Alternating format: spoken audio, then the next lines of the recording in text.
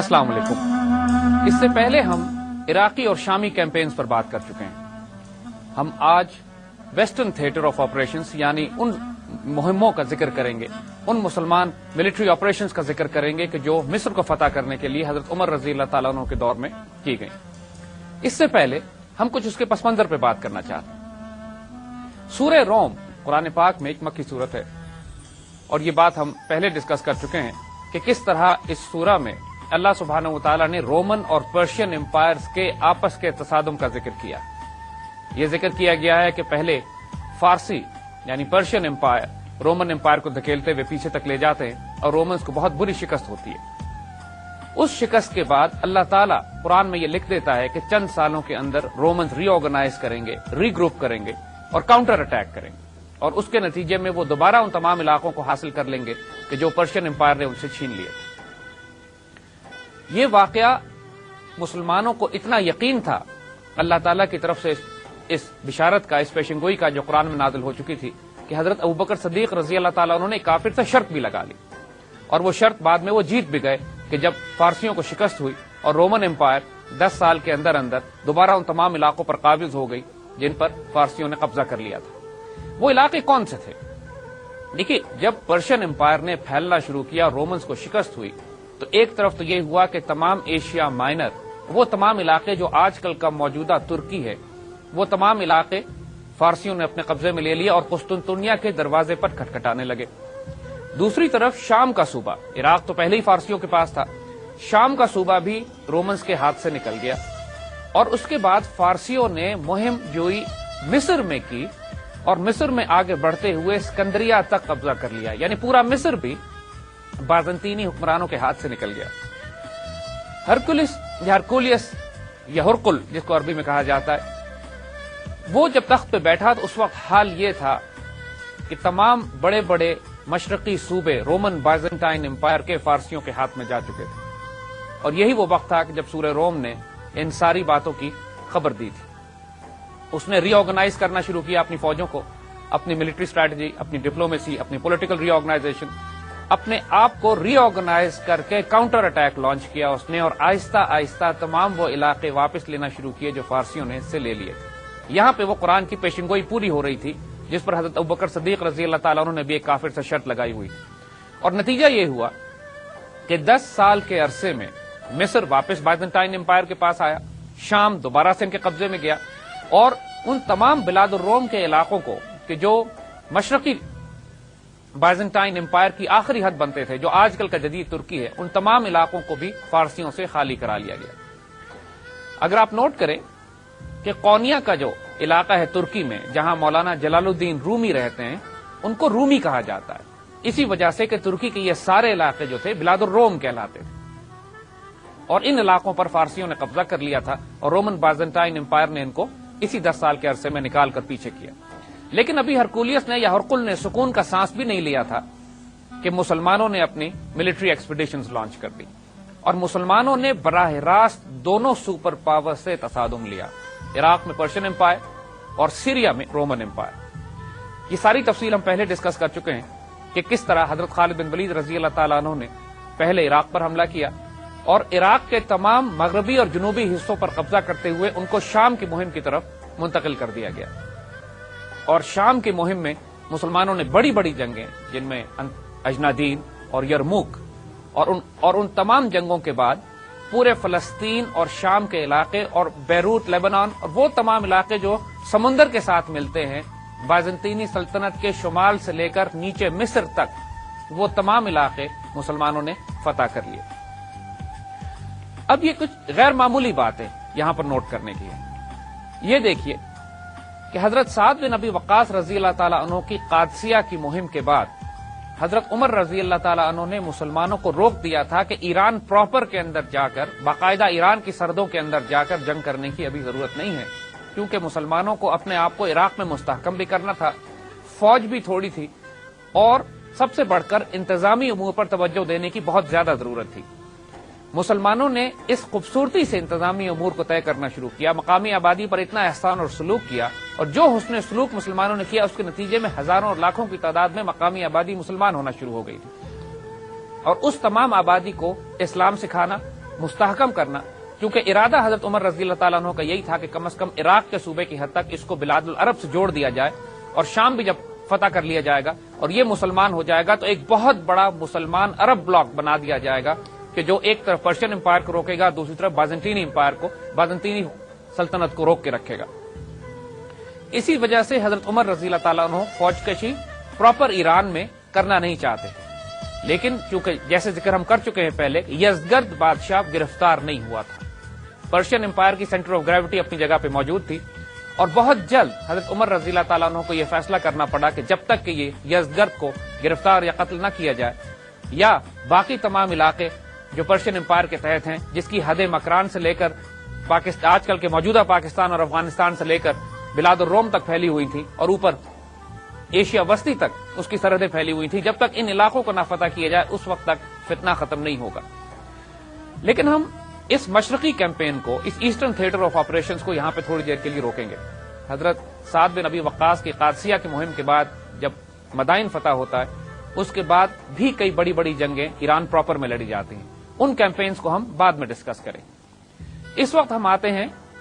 مغربی theatre of operations پہ۔ جب شام فتح ہو جاتا ہے اور شام کے فتح ہونے کے بعد مسلمانوں کو قدر سکون نصیب ہوتا ہے، تو شام میں مسلمانوں کے ایک کمانڈر حضرت عمر بن العاص حضرت عمر رضی اللہ تعالیٰ عنہ سے درخواست کرتے ہیں کہ ان کو اجازت دی جائے کہ مصر کی مہم شروع کی جائے۔ اب آپ ایک بات نوٹ کیجئے کہ حضرت عمر رضی اللہ تعالیٰ عنہ ایک غیر معمولی ایڈمنسٹریٹر اور کمانڈر ان چیف تھے۔ تاریخ انسانی میں ایسی مثال نہیں ملتی کہ ایک کمانڈر ان چیف مدینہ منورہ میں بیٹھ کر دو بڑے بڑے تھیٹر آف آپریشنز ایسٹ میں اور نارتھ میں، یعنی مشرق میں اور شمال میں، ایک طرف عراق اور ایک طرف سیریا، دو بڑی بڑی کیمپینز کو کنٹرول کر رہے ہیں، اور وہ بھی دو بڑی بڑی سپر پاورز کے خلاف۔ اور کن آڈز پہ؟ ان آڈز پہ کہ مسلمانوں کی تعداد 5 گنا 6 گنا کم ہوتی ہے ہمیشہ، سپلائی لائن بہت زیادہ ایکسٹینڈڈ ہے، والنٹیئر اور مجاہدین اور سپاہ بہت زیادہ اویلیبل نہیں ہے۔ اور اس وقت ان حالات میں جب عمر بن عاص رضی اللہ تعالیٰ عنہ نے حضرت عمر سے درخواست کی کہ ہمیں مصر کا محاذ کھولنے کی بھی اجازت دی جائے، تو حضرت عمر ریلکٹنٹ تھے، بہت زیادہ تعامل کیا آپ نے کہ مغربی محاذ بھی کھولا جائے یا نہیں، کیونکہ مجاہدین کی تعداد بالکل بھی موجود نہیں تھی۔ اور دوسری طرف ایک دقت اور یہ ہوئی تھی کہ شام کی مہم ختم ہونے کے بعد شام میں ایک بہت بڑا پلیگ، ایک طاعون کی وبا پھیلی تھی، جس کے نتیجے میں 25,000 سے زائد چیدہ اور برگزیدہ مسلمان وفات پا گئے تھے۔ اس میں حضرت ابو عبیدہ ابن جراح بھی شامل تھے، اور بہت بڑے بڑے اور صحابہ بھی کہ جنہوں نے نارتھرن کیمپین میں مسلمانوں کی کمانڈ کی تھی۔ ظاہر ہے ان تمام بڑے بڑے نقصانات کے ساتھ کہ جب مسلمانوں کی بہت برگزیدہ ہستیاں اور کمانڈرز وفات پا چکے ہوں، مسلمانوں کے پاس وسائل بھی اتنے نہ ہوں کہ ایک نئی امپائر کے ساتھ ایک نیا تھیٹر آف آپریشن کھولا جائے، تو حضرت عمر بہت زیادہ محتاط تھے۔ لیکن حضرت عمر بن عاص رضی اللہ تعالیٰ عنہ کا مقام اتنا بڑا تھا کہ حضرت عمر بھی سوچنے پہ مجبور ہو گئے کہ ویسٹرن تھیٹر بھی کھول دیا جائے۔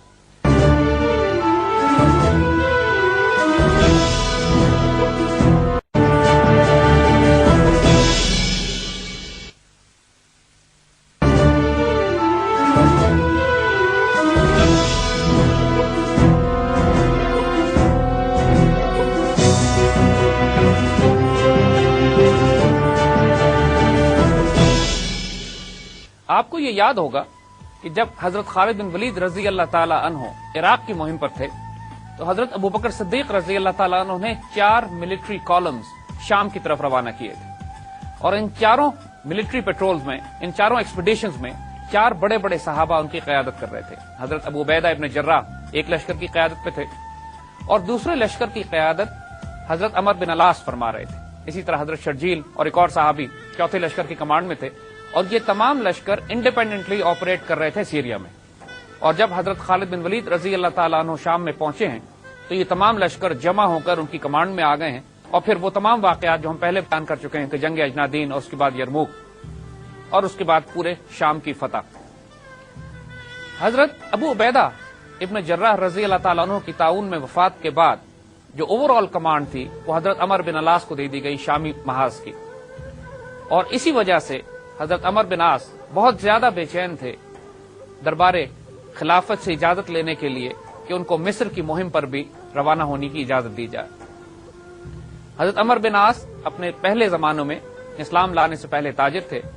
اور تاجر ہونے کی حیثیت سے کثرت سے آپ نے سفر کیا تھا مصر کی طرف۔ مصر کے علاقوں سے بھی آپ واقف تھے، مصر کا صوبہ بھی آپ کو پسند تھا، اور وہاں کے لوگوں سے بھی آپ مانوس تھے، اور انہی تمام وجوہات کی بنا پر حضرت عمر رضی اللہ تعالیٰ عنہ بھی اس بات پر مائل ہونا شروع ہو گئے کہ حضرت عمر بن العاص کو ایک پروبنگ ایکسپیڈیشن، ان کا خیال شروع میں یہ صرف یہی تھا کہ صرف ان کو حالات کا جائزہ لینے کے لیے ان کو مصر بھیجا جائے، جبکہ حضرت عمر بن العاص اس بات پہ مصر تھے کہ میں صرف 4000 مجاہدین کے ساتھ مصر فتح کر لوں گا۔ یہ اتنی غیر معمولی تعداد تھی، یہ اتنی حیران کر دینے والی تعداد تھی کہ بائزنٹائن امپائر کا ایک مضبوط صوبہ مصر، شام ان کے ہاتھ سے نکل چکا تھا اور وہ بکھرے ہوئے تھے۔ اب ظاہر ہے یہ بات بالکل ہر طرح سے ہر ملٹری اسٹریٹجسٹ کو یہ بات معلوم تھی کہ اگر مسلمان سیریا فتح کر چکے ہیں تو ان کا اگلا ہدف اس کے بعد مصر ہی ہوگا، اور بازنطینیوں نے مصر کے دفاع کے لیے بہت مضبوط مورچے تیار کیے ہوئے تھے۔ اس صورتحال میں صرف 4000 مجاہدین کے ساتھ مصر فتح کرنے کی بات کرنا حضرت عمر کے لیے بھی حیران کن تھی، لیکن حضرت عمر بن عاص اس پر پر امید تھے، پورے یقین کے ساتھ، اور بالآخر حضرت عمر نے ان کو اجازت دے دی کہ وہ آہستہ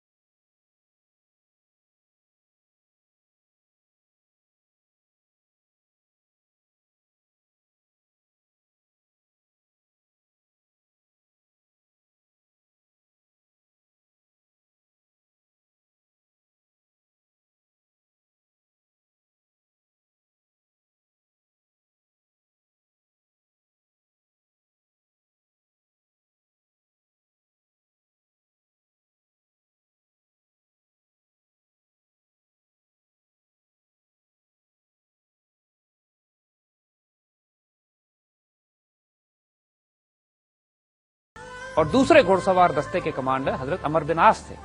اس سے اندازہ کیجئے ان کے اس مقام کا کہ جو ان کو جنگی اور حربی حکمت عملی میں اپنے قبیلے میں نصیب تھا۔ اسی طرح غزوہ خندق کے موقع پر بھی آپ کفار کی طرف سے ایک لشکر کی قیادت کر رہے تھے، لیکن غزوہ خندق کے بعد بالآخر آپ نے فیصلہ کر لیا، اور اللہ تعالیٰ نے آپ پر کرم اور احسان فرمایا کہ اب میں اسلام قبول کروں گا۔ جب اسلام لانے کے لیے یہ مدینے کی طرف چلے ہیں تو راستے میں حضرت خالد بن ولید رضی اللہ تعالیٰ ان کو مل گئے۔ دونوں دوست اکٹھے ہوئے اور اکٹھے ہی حضور صلی اللہ علیہ وسلم کی خدمت میں حاضر ہوئے اور ایمان قبول کیا۔ یہاں پر ایک دلچسپ واقعہ ہوتا ہے۔ حضرت خالد بن ولید رضی اللہ تعالیٰ عنہ ایمان لے آتے ہیں، اور جب حضرت عمر بن العاص کی باری آتی ہے تو آپ ایمان لانے سے پہلے ہاتھ کھینچ لیتے ہیں اور حضور صلی اللہ علیہ وسلم سے شرط لگاتے ہیں کہ پہلے میرے پچھلے تمام گناہ معاف کیے جائیں۔ حضور مسکرا دیتے ہیں اور فرماتے ہیں کہ ایمان لانے کے بعد تمام پچھلے گناہ معاف کر دیے جاتے ہیں۔ اس اطمینان کے بعد جب شرائط اپنی مرضی کی طے کر لی تو حضرت عمر بن عاص اسلام قبول کرتے ہیں۔ حضور صلی اللہ علیہ وسلم آپ سے بہت زیادہ پیار کرتے تھے، پہلے بھی پسند کرتے تھے جب یہ زمانہ جاہلیت اور کفار میں تھے، اور ایمان لانے کے بعد تو حضور صلی اللہ علیہ وسلم کا بہت زیادہ اعتبار حضرت عمر بن العاص پر ہو چکا تھا، خاص طور پہ جنگی حکمت عملی کے حوالے سے۔ ایک مرتبہ ایک جنگی مہم پر روانہ کرنے سے پہلے حضور نے آپ سے فرمایا کہ میں آپ کو ایک جنگی مہم پر بھیجنا چاہتا ہوں، اس میں اللہ آپ کو کامیابی بھی دے گا، آپ محفوظ بھی رہو گے اور بہت سارا مال بھی آپ کے نصیب میں آئے گا۔ حضرت عمر بن العاص فرماتے ہیں کہ یا رسول اللہ صلی اللہ علیہ وسلم، میں مال کے لیے تو جہاد نہیں کرتا۔ اس پر حضور صلی اللہ علیہ وسلم نے انتہائی لطیف پیرائے میں انتہائی خوبصورت جملہ فرمایا۔ آپ نے فرمایا کہ مرد صالح کے لیے مال صالح برا نہیں۔ اس سے ہمیں بہت بڑی حکمت بھی ملتی ہے کہ اگر ایک اعلیٰ ظرف، اعلیٰ کردار اور اور ایک صالح رجل کو، صالح وجود کو دنیا بھی مل جائے تو دنیا پھر اس کے لیے فتنہ نہیں بنتی. دنیا فتنہ اس وقت بنتی ہے کہ جب کم ظرف انسان کو عطا کر دی جائے.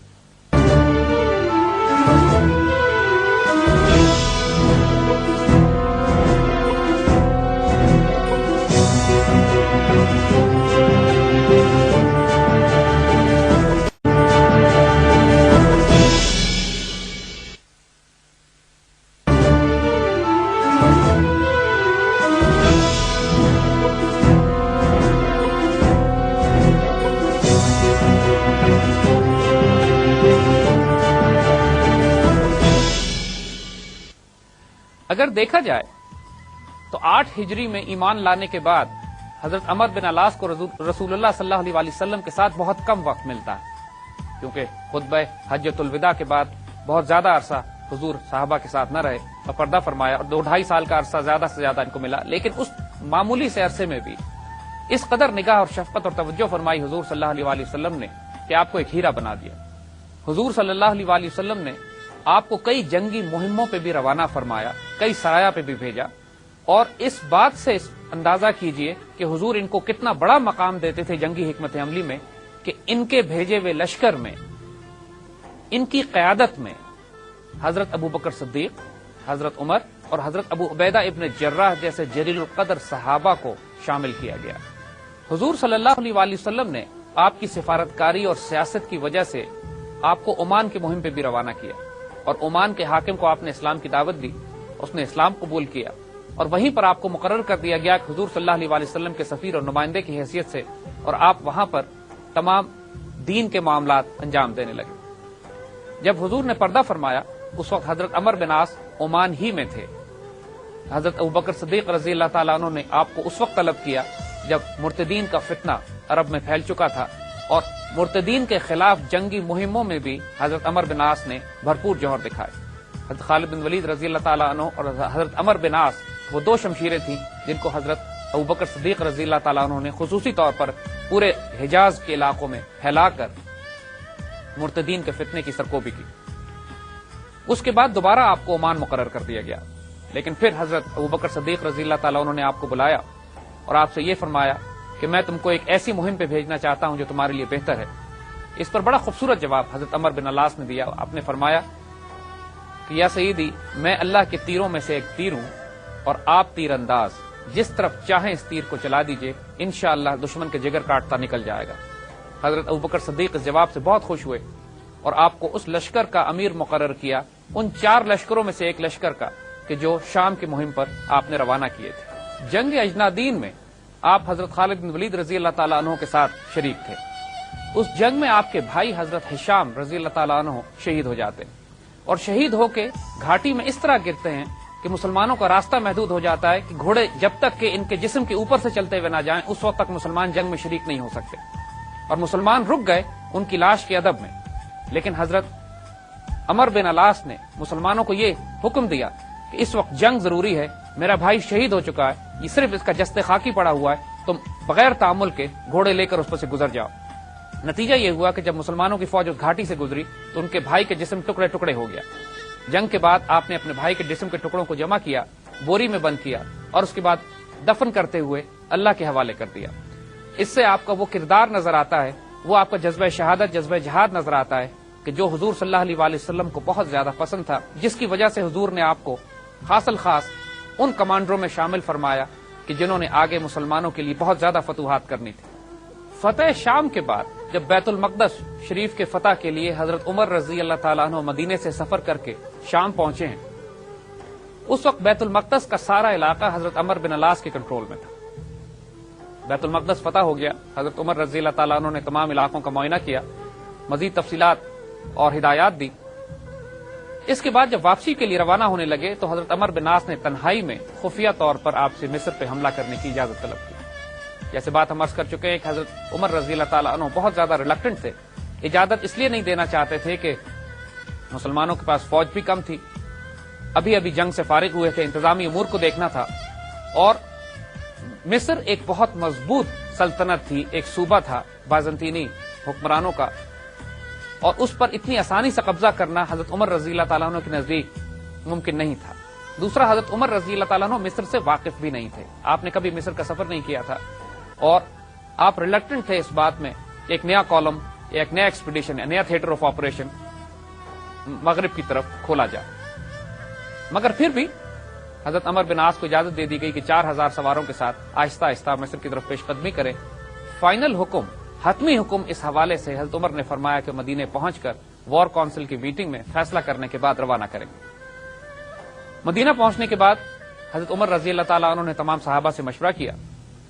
دونوں رائے تھی، ایک رائے یہ تھی کہ حملہ نہ کیا جائے، ایک رائے یہ تھی کہ پروبنگ ایکسپیڈیشنز بھیجے جائیں۔ حضرت عمر رضی اللہ تعالیٰ عنہ نے ایک خط ایک قاصد کے ہاتھ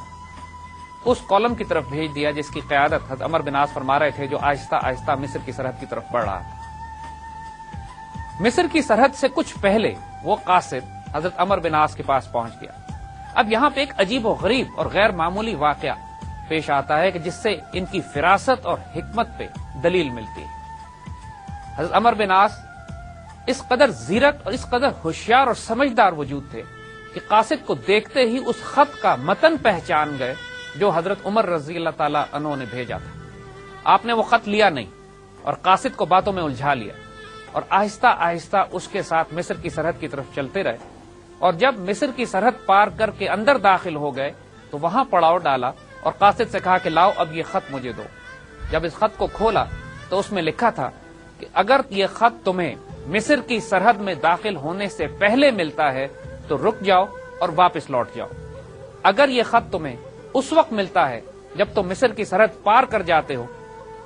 تو پھر آگے بڑھتے جاؤ اور مصر کو فتح کر لو۔ حضرت عمر بن عاص نے اپنی فراست سے وہ کر لیا جو وہ کرنا چاہتے تھے۔ حضرت عمر رضی اللہ تعالیٰ عنہ کے خط کا مکتوب بھی اللہ کی منشا پہ کنڈیشنل تھا کہ اگر اللہ چاہے گا تو یہ کیمپین جاری رہے گی، اور اگر اللہ چاہے گا تو اس کیمپین کو روک کے واپس کر دیا جائے گا۔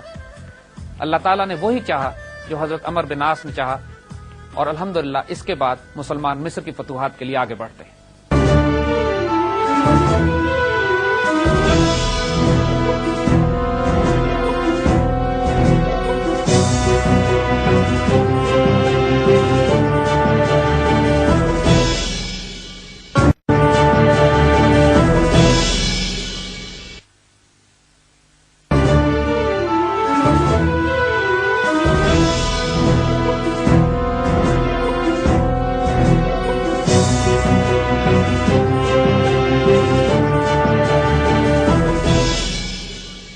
اس سے پہلے کہ ہم مسلمانوں کی مصری فتوحات پر بات کریں،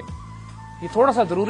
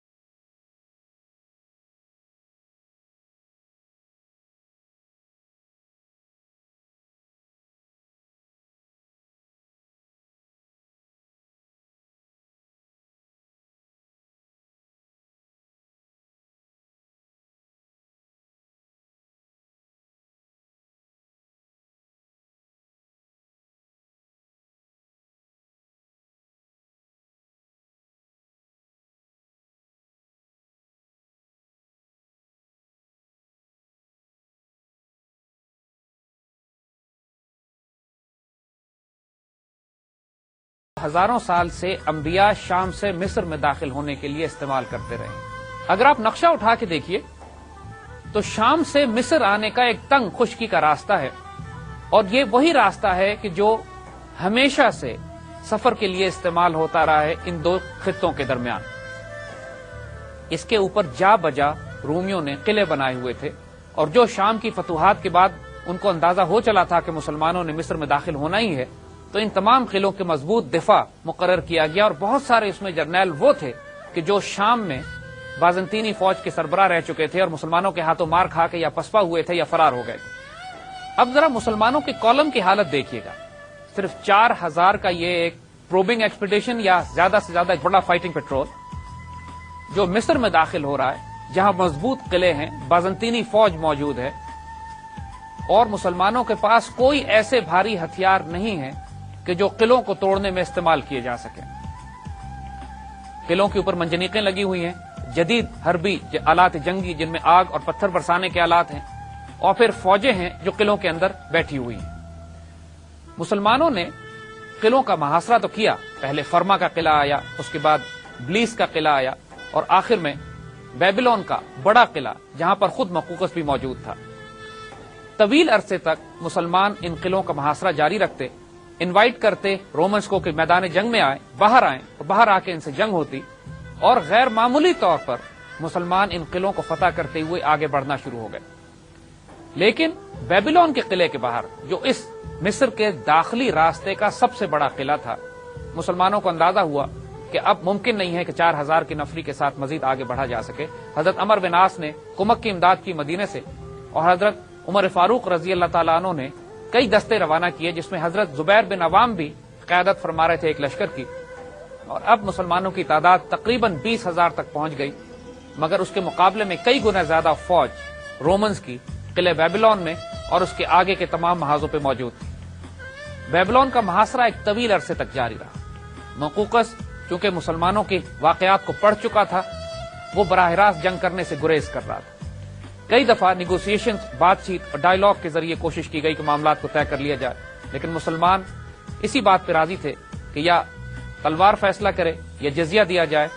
یا پھر مسلمان ہو جائیں۔ مصر میں داخلے پر بیبلون کا قلعہ سب سے طاقتور اور مضبوط تھا، اور اگر یہ فتح ہو جاتا تو مسلمانوں کے لیے پھر پورے مصر پر قبضہ کرنا بہت آسان تھا۔ اس سے پہلے فرما اور بلیس کے قلعوں کو فتح کرنے کے بعد جب مسلمانوں نے بیبلون کا محاصرہ کیا اور مدینے سے کمک بھی پہنچ گئی، اب مسلمان اس قابل تھے کہ اس محاصرے کو طول دے سکتے۔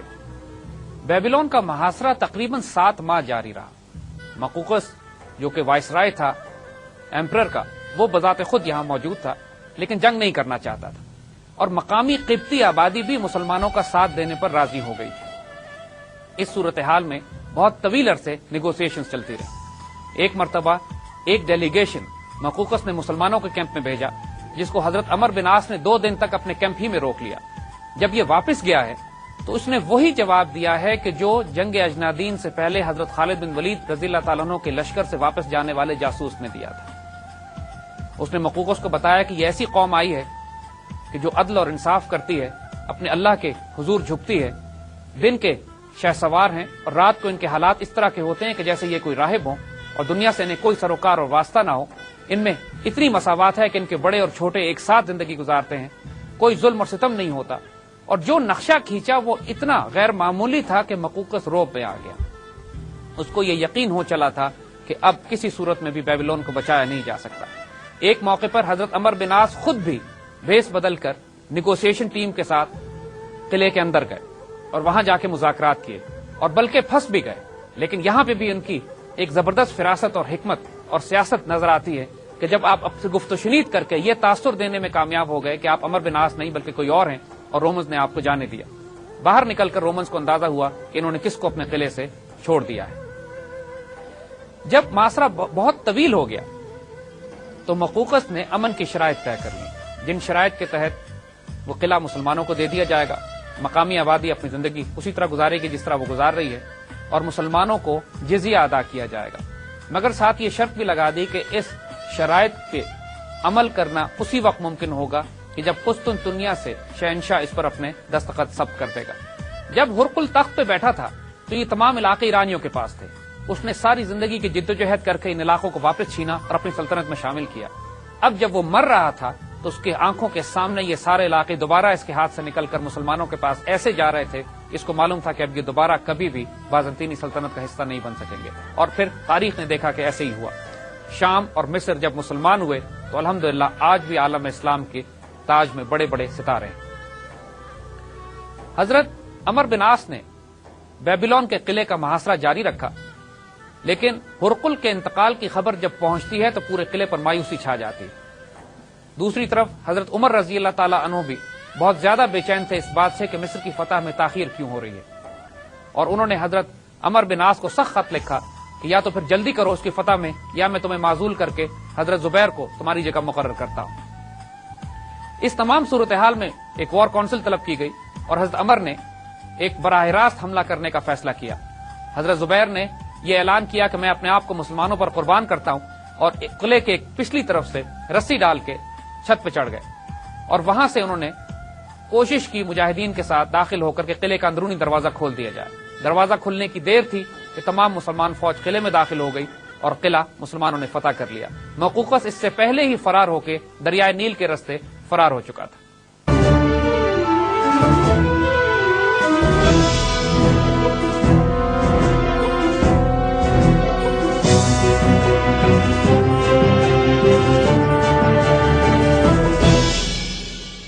بیبیلون کی فتح کے بعد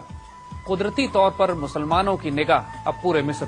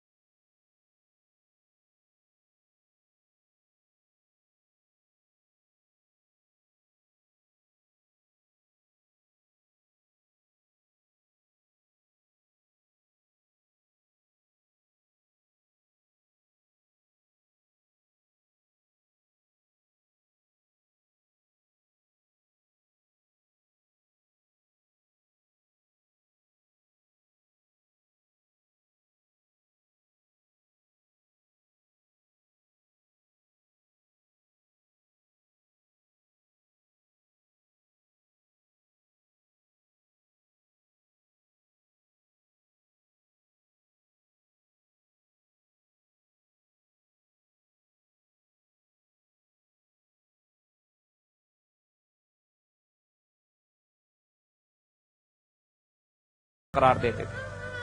حضرت ابو ایوب انصاری بھی اسی مہم میں تھے، حضرت ابو ذر غفاری اسی مہم میں تھے، حضرت زبیر بن عوام اسی مہم میں تھے، حضرت عبادہ بن صامت اسی مہم کا حصہ تھے۔ ان تمام جلیل القدر صحابہ کی موجودگی میں حضرت عمر بہت زیادہ پریشان تھے کہ حضرت عمر بن عاص اتنی دیر کیوں لگا رہے ہیں۔ اسکندریہ کا دفاع تقریباً ناقابل تسخیر تھا۔ یہ شہر ایک طرف سے سمندر سے گھرا ہوا تھا، دوسری طرف اس کے بہت بڑی جھیل تھی، اور صرف دو اطراف جہاں سے حملہ کیا جا سکتا تھا وہاں پہ بہت اونچی فصیلیں۔ اس شہر کا دفاع منجنیقیں بھی کر رہی تھیں، آگ اور پتھر برسانے والے ہتھیار بھی، اور ایک بہت بھاری تعداد میں رومن فوج جو تقریباً 50,000 بتائی جاتی ہے، اور خود مقوقس بھی جو کہ وائس رائے تھا وہ اسکندریہ میں موجود تھا۔ اب ظاہر ہے رومن امپائر نے اپنا لاسٹ سٹینڈ اسکندریہ ہی میں کرنا تھا، اور مسلمانوں کی بھی حکمت عملی یہ تھی کہ جتنا جلدی ہو سکے اسکندریہ پہ قبضہ کیا جا سکے تاکہ فتح مصر مکمل ہو سکے۔ سمندر سے اس کا دفاع رومن نیوی بھی کر رہی تھی۔ مسلمان اگر آگے بڑھتے تو رومن نیوی مختلف جگہوں پر اپنے سولجرز کو، سپاہیوں کو اتار کر مسلمانوں کی پشت پر حملہ کرنے کی صلاحیت رکھتی تھی۔ مسلمانوں کے پاس نہ کوئی منجنیقیں تھیں نہ کوئی اور ہتھیار، لیکن جو بہت بڑا ایڈوانٹیج مسلمانوں کو مل گیا وہ یہ کہ مقامی کوپٹک آبادی جہاں جہاں مسلمان پیچھے معاہدات کرتے چلے آ رہے تھے وہاں پہ قبطیوں نے یہ دیکھا کہ مسلمانوں کا حسن سلوک ان کے ساتھ بہت اچھا ہے، تو قبطیوں نے مسلمانوں کو مدد فراہم کرنی شروع کر دی۔ سڑکیں بناتے تھے، پل بناتے تھے، مسلمانوں کے کھانے پینے کا سامان مہیا کرتے تھے اور مسلمانوں کو خبریں پہنچاتے تھے۔ حضرت عمر بن عاص جب بیبلون سے روانہ ہوئے اس سے پہلے انہوں نے اپنا ایک مرکز، اپنی فوجی چھاونی جس جگہ بنائی تھی وہ ان کے خیمے کی مناسبت سے فسطاط کہلاتی تھی. اور حضرت عمر بن عاص رضی اللہ تعالیٰ عنہ کی شخصیت کا ایک لطیف پہلو یہاں پہ یہ سامنے آتا ہے کہ جب اسکندریہ پر روانگی سے پہلے مسلمانوں نے اپنے خیمے اٹھائے تو وہاں پر حضرت عمر بن عاص کے خیمے پر ایک کبوتری نے انڈے دے دیے تھے. حضرت عمر نے صرف اس کبوتری کے اطمینان اور آرام کے لیے اپنے خیمے کو وہیں چھوڑ دیا، بلکہ ایک سپاہی بھی مقرر کیا کہ جو اس کا دھیان کرے، اور اس خیمے کو وہیں چھوڑ کر آگے روانہ ہو گئے. یہ جگہ فسطاط کے نام سے مشہور ہو گئی. بعد میں اسکندریہ کی فتح کے بعد جب مسلمان واپس اس جگہ پہ آئے ہیں، یہاں ایک بہت بڑا شہر آباد کیا گیا جو فسطاط کے نام سے مشہور ہوا، اور یہ جگہ آج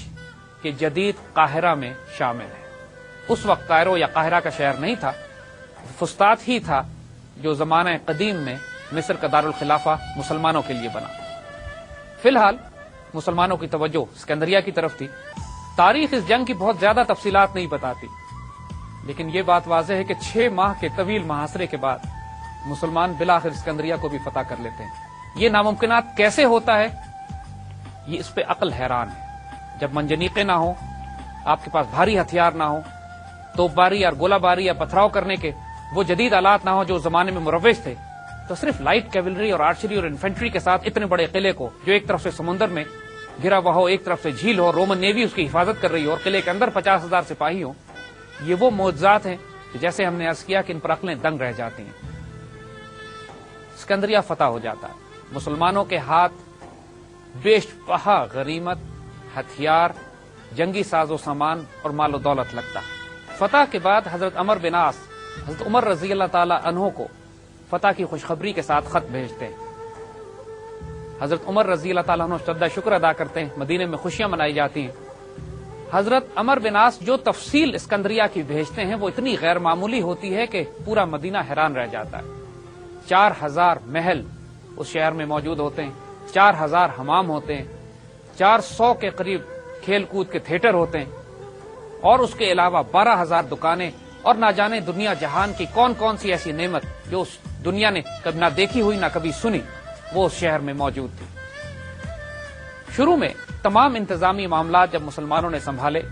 تو انہوں نے تمام پرانی ایڈمنسٹریشن کو اپنی جگہ پہ برقرار رکھا. قبطی عیسائیوں کے ساتھ اتنا اچھا سلوک کیا گیا کہ ان کے تمام وہ چھپے ہوئے پادری جو بائزنٹائن امپائر کے خوف سے ادھر ادھر چھپ گئے تھے ان کو بلا کر ان کے عہدوں پر بحال کیا گیا.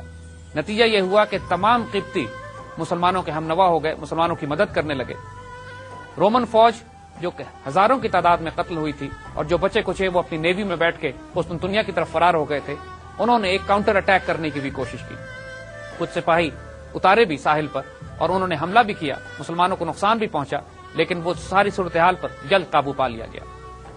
حضرت عمر رضی اللہ تعالی عنہ نے کچھ عرصہ قیام کے بعد اسکندریہ میں حضرت عمر بن عاص کو حکم دیا کہ مرکز مسلمانوں کا وہاں بنایا جائے کہ جہاں پر ان کے اور مسلمانوں کے درمیان کوئی رکاوٹ حائل نہ ہو. حضرت عمر بن عاص رضی اللہ تعالیٰ عنہ کے مصر پر فتح کرنے کے بعد قبضے کے بعد ایک غیر معمولی واقعہ ہوتا ہے. وہاں کے قبطی باشندوں کا ایک رواج یہ تھا کہ ہر سال دریا میں ایک بچی کو صدقہ کرتے تھے، قربان کر دیا کرتے تھے، اس امید پر کہ اس کے نتیجے میں دریا تیز بہے گا اور ان کی فصلیں آباد رہیں گی. جب مسلمانوں نے قبضہ کیا تو اس وقت بھی قبطیوں نے ایک بچی کو تیار کر کے قربان کرنے کا ارادہ کیا تو حضرت عمر بن عاص نے ان کو روک دیا. قبطیوں نے اس پر یہ کہا کہ اگر یہ قربانی نہ دی جائے گی تو دریا نیل خشک ہو جائے گا، اور اسی طرح اس سال یہی ہوا کہ دریا نیل میں پانی کم ہو گیا.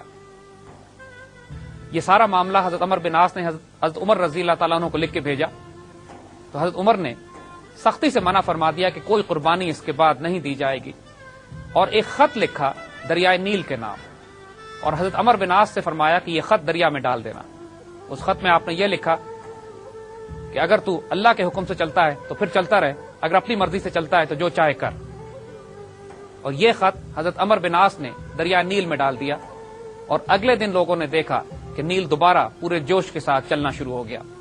اس کرامت کو دیکھ کر بہت زیادہ تعداد میں قبطی مسلمان ہوئے.